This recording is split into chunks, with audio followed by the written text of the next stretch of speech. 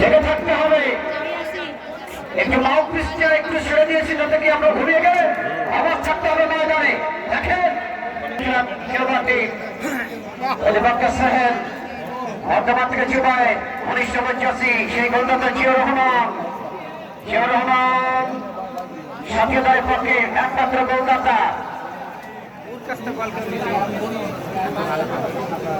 একটা ছিল বর্তমান জার্সি নাম্বার 5 সাথীয় দলের পক্ষে বলবেন আবুল কালাম আজম। তার সাথে সহযোগী সপ্তম বর্তমানে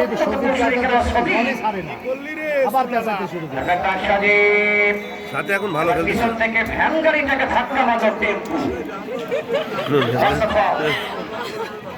পূর্ব দিকে দর্শক পাপের বেটা সূর্যকে স্যালুট জানিয়ে তারা খেলা দেখছে। আর মাঠে দক্ষিণ পূর্ব দিকে 4 জন দর্শক এত প্রিয় বন্ধু তারা কলার পাতার একটা ডালের নিচে 4 জন।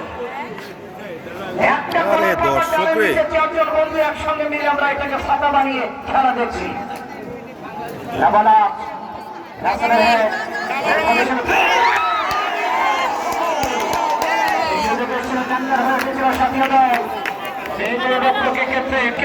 প্রতিহত করলেন দারুণ ভাবে। ডান সাইড থেকে ফোনের আক্রমণ ঈশ্বরদীর দর্শকই মাঠে আছে। আবার তুলতে হবে প্রতিপক্ষের বাধা